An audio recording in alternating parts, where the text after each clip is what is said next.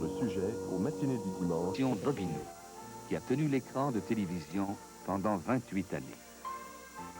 Nous avons voulu rendre hommage à ce géant des ondes qui détient le record de présence à la télévision canadienne.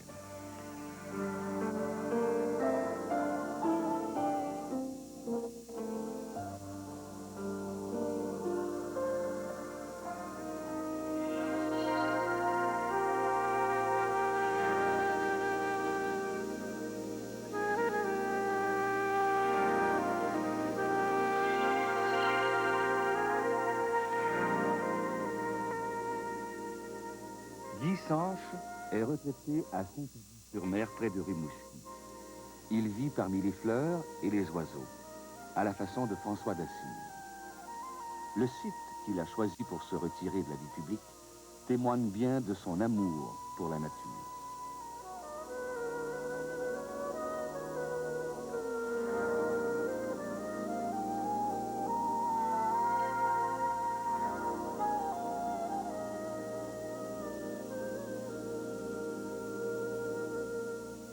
Peintre à ses heures, il a su immortaliser sur ses toiles les merveilleux paysages de la baie de Saint-Fabien. Tout est objet d'émerveillement, la mer, les bateaux, la montagne et les oiseaux.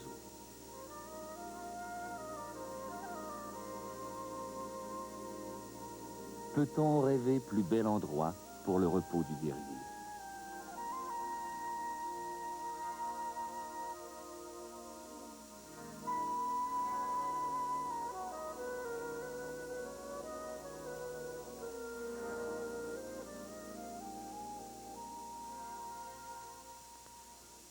Guy Sanche, le philosophe, le poète, la source d'inspiration. Bonjour. Bien peu de gens, parmi tes admirateurs, savent qu'au-delà de l'artiste comédien, tu es un penseur. Le nombre de savants et de philosophes que tu as fréquentés dans les livres et dans ta vie personnelle est sans doute à la base de ce système de valeurs essentiellement positif dont Bobino est l'un des plus merveilleux reflets. Celui qui ne peut plus s'émerveiller est pratiquement mort, disait Einstein. Il nous a aussi révélé l'un des plus grands mystères de l'univers, savoir la conversion de l'énergie en matière et vice-versa. Et toi, Guy Sanche, tu nous as fait découvrir la relativité de l'imaginaire et du rationnel. Tu as mis en évidence le fait que le rêve et la réalité sont complémentaires et interconnectés, comme l'ombre à la lumière. 28 ans de ta vie à expliquer à Bobinette et au tout petit, chaque jour de la semaine, certains des plus grands mystères de la vie quotidienne. Et il t'a fallu être magicien pour établir un tel record d'apparition sur le petit écran. Chaque fois que je t'ai vu te déguiser pour incarner les personnages qui jaillissaient de l'imagination de Bobinette, chaque fois, tu ajustais l'équilibre entre la science et la croyance. Tu lui faisais comprendre, par exemple, qu'au lieu de partir à la recherche d'un trésor, soi-disant caché dans le parc, il valait mieux pour elle qu'elle étudie sa leçon. Et pour qu'elle fasse l'expérience directe de ton enseignement, tu te déguisais en Barberousse, tu cachais son livre de leçons dans le coffre au trésor. Et lorsqu'elle l'ouvrait, tout ébahi, tu lui disais, avec une fine pointe d'humour, « Ma chère Bobinette, le plus grand des trésors, c'est l'instruction. Guy, peu savent mieux que toi que l'innocence, c'est le trésor de l'enfance. Ce que l'adulte a perdu en sortant du paradis de l'enfance, là où il n'y a aucune distance entre le sentir et le savoir, c'est justement cette simplicité naturelle, cette spontanéité merveilleuse qui donne une vision unifiée du monde, une vision globale. Car c'est ça la force de l'enfant, sa faculté de vivre totalement l'instant présent. Dès sa naissance, il est tombé dans cette éternité de l'instant, dans cette potion magique qui le rend maître du merveilleux. Et ça, toi, tu l'as compris. Pour être le maître d'un enfant, il faut redevenir enfant et s'ouvrir à ce monde dont il est le maître. J'ai écouté Bobino de l'âge de 5 ans à aller jusqu'à 8 ans à peu près. Et puis j'aimais bien ça. Car Bobino, ben moi, c'était comme un ami pour moi. Puis aussi, il me faisait rire, c'était comme un clown parce que la plupart du temps des émissions, il se déguisait puis elle allait jouer un tour à Bobinette. Puis la Bobinette, elle croyait, puis à la fin, quand elle a découvert que c'était Bobino, elle y jouait un tour à son tour, là. Quand un programme continue comme ça, en fait, d'une génération à l'autre, on n'a pas l'impression de vieillir parce que les personnages sont les mêmes, le contenu, même si c'est un contenu qui évolue avec le temps, reste quand même semblable. Alors, Bobino, finalement, a toujours fait partie de ma vie. Et puis, j'ai été vraiment contente que à ça. Ce que j'aimais de Bobino, c'était sa tranquillité, sa quiétude. Mais il avait l'air de s'énerver, mais je n'y croyais pas vraiment. Je trouvais qu'il était très paisible face à la vie. Je trouvais ça rassurant. Par exemple, il aimait la philosophie et alors Platon l'intéressait de façon tout à fait différente de beaucoup d'autres. Et puis il aimait aussi le théâtre.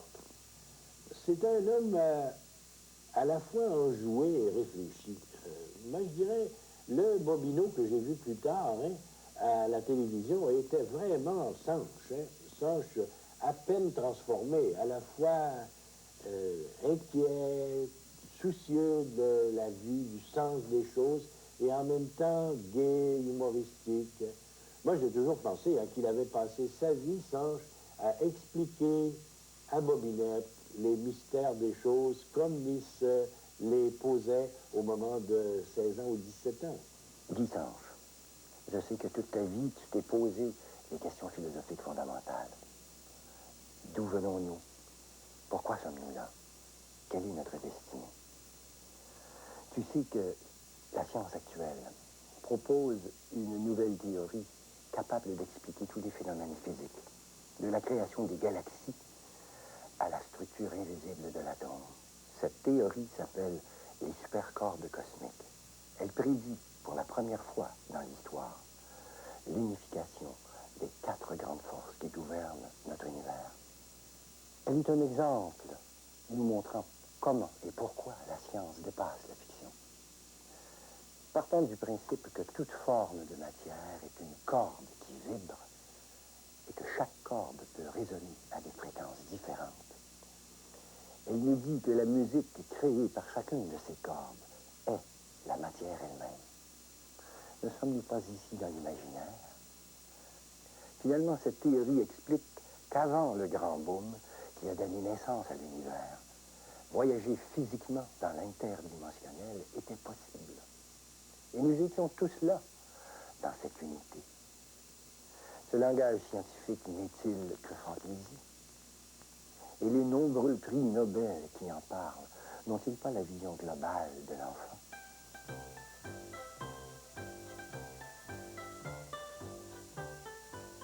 Mais est-ce qu'après, vous avez eu l'occasion, après le collège, de jouer tout le monde ensemble ou vous avez fait Oui. La roulotte, c'est ça que je me demandais. Oui, la roulotte, c'est vrai. La roulotte, tous les quatre. Avant ça, oui, il y a eu... Ils ont passé ça. C'est une pièce qui s'appelle Ciel et mécanique. Qui est écrite par Luc. Que j'avais écrite et dans laquelle on jouait tous les 4. Il y avait Lise Lassalle aussi qui jouait là-dedans, de Regretter Mémoire, et Jean Perrault aussi. Denise Morel. Est-ce qu'il y a des professeurs qui vous ont marqué aussi au collège, qui vous ont donné le goût du théâtre ou... Oui, oui, la Perrière.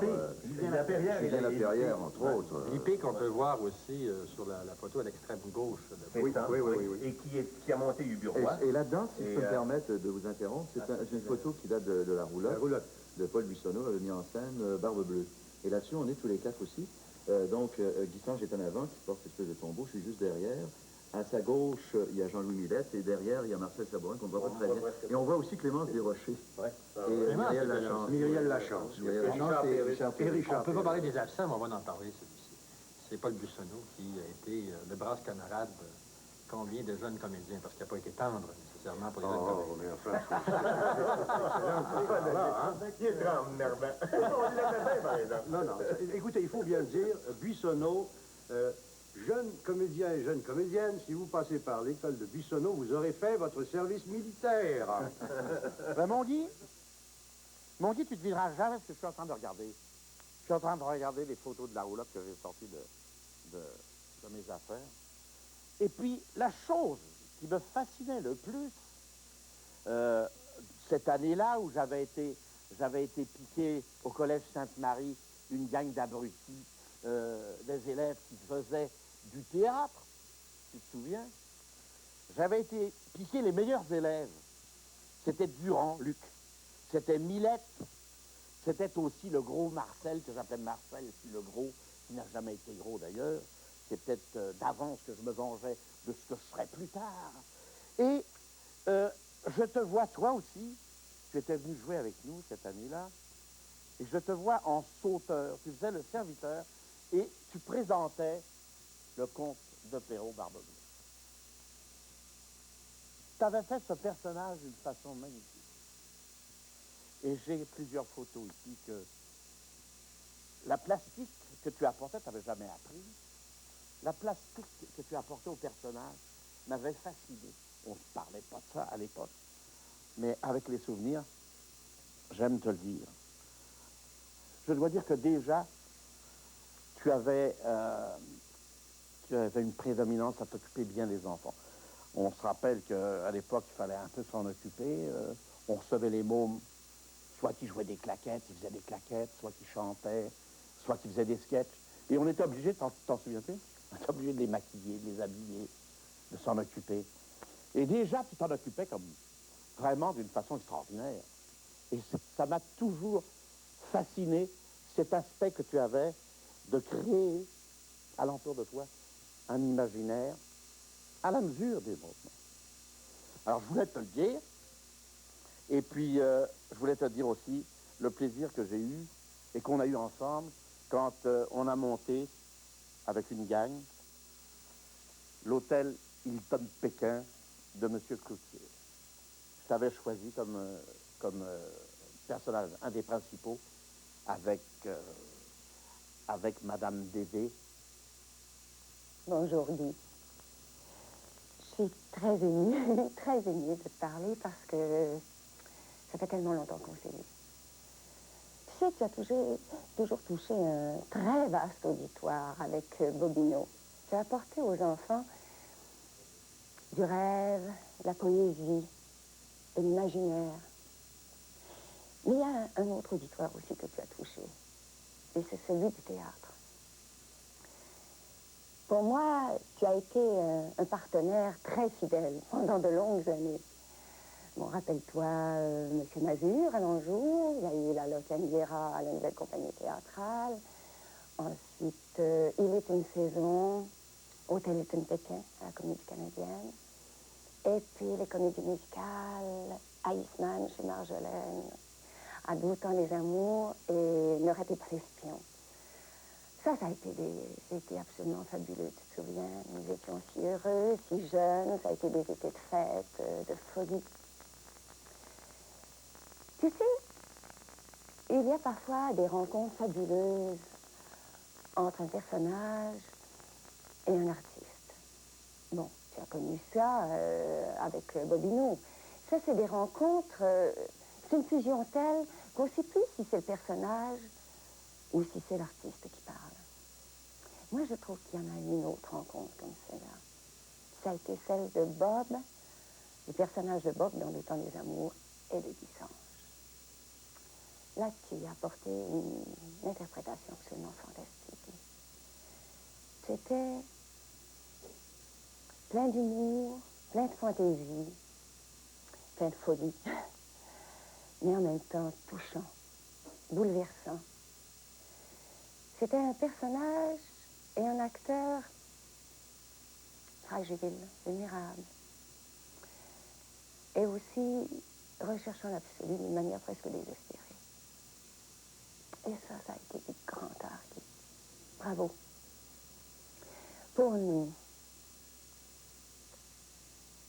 tu es toujours terriblement présent. Je t'aime et je t'embrasse très très fort. Ce que j'ai retenu de tes multiples déguisements, c'est que l'identité d'un être humain est en perpétuel changement et que cela correspond à une autre des grandes lois de l'univers, savoir que tout est en mouvement. D'ailleurs, lorsque l'enfant commence à dessiner, c'est le mouvement même de son énergie vitale qu'il dessine et qu'il traduit par des formes rondes et des spirales. Grâce à l'action de l'hémisphère droit de son cerveau, il reproduit le mouvement même de l'univers, de la spirale des galaxies à la spirale dans laquelle s'enroule son propre code génétique. Son premier jeu est de mimer les principes mêmes de la vie. Et la merveille qu'est son rire les contient tous. Sri Aurobindo, l'un des plus grands maîtres spirituels de l'Inde, disait « Si Dieu n'avait pas eu le sens de l'humour, il n'aurait pas créé le monde. » Selon la tradition hindoue, Dieu est vu comme un enfant qui joue à créer le monde. Comme tous les enfants sont poètes, et qu'être poète, c'est, comme le dit Rainer Maria Rilke, voir toute chose comme si on la voyait pour la première fois. Toute personne qui a cette attitude gardera sa faculté d'émerveillement en bonne santé toute sa vie durant. Car pouvoir s'émerveiller, quel que soit son âge, c'est le signe que l'on est en amour avec la vie. C'est un signe de santé mentale. Qui s'émerveille ne connaît ni l'ennui ni le stress. Le stress, cette maladie typique de notre siècle, nous frappe lorsque l'on se prend trop au sérieux. L'antidote à ce mal est sans doute de retrouver la spontanéité de l'enfant, de réapprendre à jouer. Toujours très présent, rien de routinier. Ça faisait longtemps qu'il enregistrait l'émission, mais non, il n'était pas désabusé. Il était aussi, même si souvent c'était à peu près les mêmes scénarios, les textes étaient très changeants. Par contre, il y avait une facilité d'apprendre les textes, là, comme j'ai jamais vu personne. Pas d'inquiétude à apprendre les textes non plus. Je veux dire, souvent, les comédiens ont peur de ne pas savoir leur texte. Tandis que pour Guy-Sange, vraiment, là, c'était facile. Et il mettait une discipline aussi. C'était facile, mais il y avait la discipline. Je veux dire, tu le voyais, il se retirait dans les coins, il apprenait ses textes. Et toujours cette passion aussi de faire son personnage. Il entrait dans la peau de son personnage. Même si les scénarios se rejoignaient souvent, c'était un homme très motivé par son travail. J'avais beaucoup travaillé avec lui parce que c'était un homme qui respectait beaucoup les gens qui travaillaient autour de lui. Puis inversement, les gens avaient beaucoup de respect pour lui. Alors j'ai travaillé 2 ans sur l'émission Bobino, puis j'allais presque faire un tour tous les jours en studio. Puis c'était beau de le voir travailler parce que c'était son studio. Il fallait le silence quand on travaillait avec lui. Il fallait qu'il se concentre. Il aimait beaucoup son métier. C'était beau de le voir travailler. Bobino, Guy-Sange. Enlève l'écorce, il reste le cœur. Et le cœur, c'est le mot auquel je pense tout de suite, Guy, pour parler de toi. Je pense tout de suite à ce grand cœur qui t'anime et dont tu n'as jamais manqué pendant ces presque 30 années, pendant ces plus de 5000 émissions que j'ai eu la fierté d'écrire pour toi. Ce grand cœur, tu l'as toujours mis au service de grandes causes, que ce soit la cause des enfants défavorisés à travers l'UNICEF, que ce soit la cause de la nature en péril, ou tout simplement la cause de la langue française. Cette belle langue française pour laquelle tu as tant de respect, un respect poussé jusqu'au scrupule, non seulement par respect pour eux, mais également parce que tu tenais à leur inculquer le goût, la beauté de cette langue française. Je pense, je suis sûr, que tous ces tout-petits, que toutes les générations de tout-petits qui ont défilé devant toi, t'en remercient. Tout comme moi, je te remercie, Guy-Sange, cœur de Bobino. Et au plaisir de te revoir très bientôt, autrement que par le truchement de ces ondes.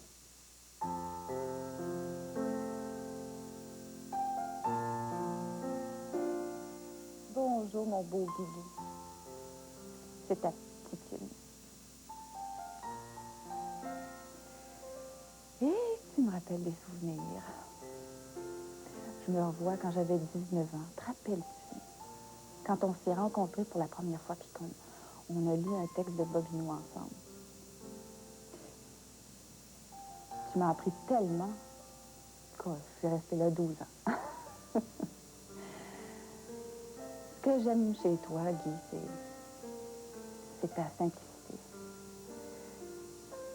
Ta bonté. Qui ne ferait pas de mal à une mouche?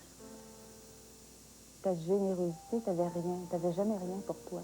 Tu donnais tout aux autres. Mais surtout, ce que j'ai appris avec toi, c'est ton sens de l'humour. Il n'y a personne qui a un sens de l'humour comme toi.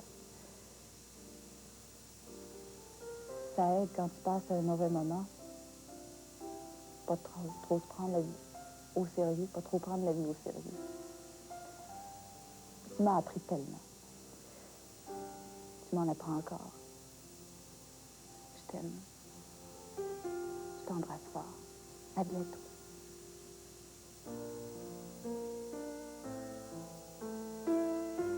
Je peux difficilement parler de lui, crêté, coiffé, maquillé, parce que ce que je connais de Bobino, moi, c'est Guy Sanche au naturel. On s'est connus, on venait juste de se marier chacun de notre côté. Mais on n'était pas sûr que notre mariage était pour réussir. Alors, pour se convaincre de ça, on partait tous les samedis matins vers 4 heures, on s'en allait à la pêche. Et on pêchait toute la journée. C'était l'être le plus généreux du monde parce que à chaque fois qu'il s'achetait une canne à pêche, il faisait 95 pièces par semaine, il en achetait une deuxième pour moi, qui faisait 62 pièces par semaine. Quand il s'achetait des leurres, il en achetait pour lui et pour moi. Notre période de pêche a été la période la plus généreuse de ce gars-là. En tout cas, ça coûtait 2 fois plus cher pour aller à la pêche qu'un solitaire. Et puis, le moment le plus important de Guy Sanche, là où on s'est connu le mieux, c'est dans sa cave. Quand on allait écrire, on pensait pas encore qu'on pouvait être des artistes, mais on essayait. Et on écrivait. C'est lui qui avait les plus belles idées, mais moi, j'ai trouvé trop saugrenu et je disais, non, non, ça passera jamais. J'aurais dû fermer ma gueule à ce place-là parce que des années plus tard, je voyais les mêmes idées de Guy Sanche sortir du cerveau génial des autres personnes. Mais ce qui est le plus important, c'est quand il a décidé de faire Bobino. Lui, il était à Radio-Canada comme annonceur, au salarié, vous savez. Moi, j'étais au bureau, j'étais un commis de bureau à Radio-Canada, au service des annonceurs. On était tellement amis, il avait tellement confiance en moi qu'il me dit, Jean-Pierre, je vais te demander un conseil. Il dit, Radio-Canada m'offre de faire Bobino. C'est-à-dire que moi, qui suis un permanent à Radio-Canada, je suis obligé de laisser tous mes avantages d'union pour devenir freelance. Qu'est-ce que tu en penses? Donne-moi ton avis, j'ai confiance en toi. Savez-vous ce que j'ai répondu? J'ai dit, Guy, voyons donc, tu as une sécurité, là. Tu fais 95 pièces par semaine. Tu vas t'en aller, freelance, mais peut-être que Bobino va durer 6 mois, va durer 1 an. J'aurais dû fermer ma gueule. Ça a duré 27 ans. Et à chaque année, quand ça commençait, j'avais honte de ce que j'avais. Guy Sanche, ce que tu as réalisé de plus merveilleux durant 28 ans de ta vie, c'est le succès total de cette stratégie pédagogique qui consiste à enseigner avec amour et avec humour. Et si ton rêve fut l'architecture, tu en as réalisé une bonne partie dans tes peintures et dans tes pensées vues et entendues. En tant que pilier de la civilisation des loisirs au Québec, tu auras vécu l'autre partie de ton rêve en donnant à des millions d'enfants le plan architectural d'une éthique du divertissement, où le rêve aura repris la place qu'il occupait dans les sociétés primitives et où le loisir, ce produit des sociétés technologiques post-industrielles, aura retrouvé la valeur du jeu. Car le jeu est ce continent du merveilleux perdu avec l'enfance.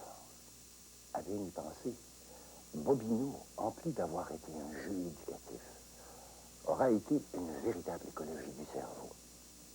Bobino avait cette tendance à devenir une source d'art de vivre, une philosophie de la vie pour les tout-petits, mais aussi pour les grands qui sont demeurés enfants.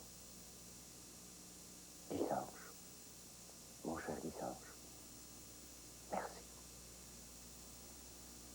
Que la lumière de l'amour continue de jouer ses plus merveilleux rêves dans chacune de tes dimensions.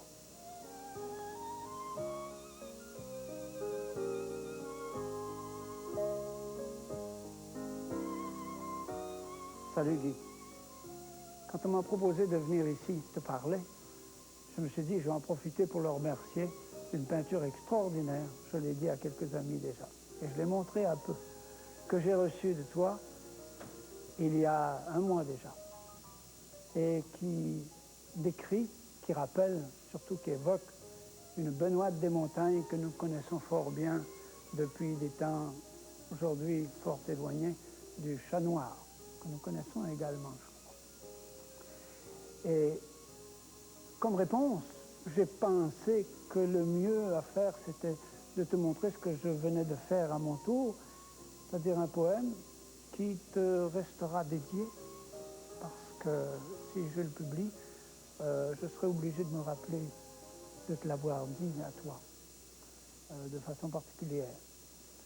Un poème qui est dédié beaucoup, tu l'aurais saisi, je crois, sans que je le dise, aux architectes du temps.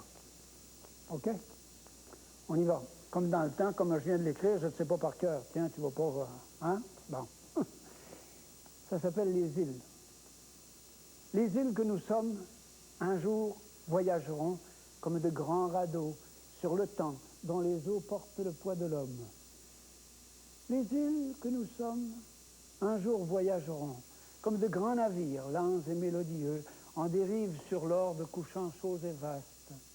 Les îles que nous sommes voyageront un jour, chacune ayant sous elle à traîner en dérive comme 1000 hameçons, chacune ayant sous elle à traîner sur les fonds les ancres de l'amour, et chacune autour d'elle 1000 oiseaux mal connus qui feront de leurs ailes le vent de voyager et la fine musique qui fait se rencontrer les arbres du plus loin. Nos racines, chargées de sel et de poissons, nos racines nourries de sable, d'ombre et d'algues, me parlent de ces ailes, qui m'appellent, déjà, vers des lointains de vous, tressés de passerelles et remplis de fruits doux. Les îles que nous sommes, un jour, voyageront. Au revoir.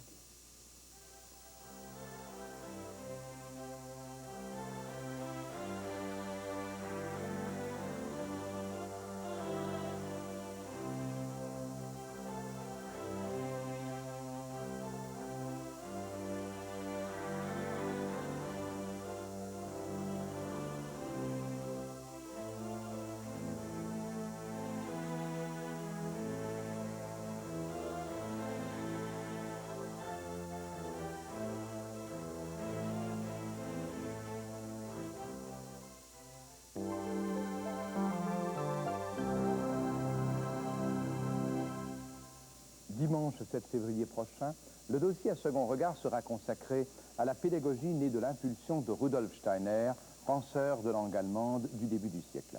Un dossier intitulé « La pédagogie de Rudolf Steiner, un acte social ». Recherche et entrevue Gilles-Claude Thériault, réalisation Jean Charbonneau. Bonne semaine, au revoir.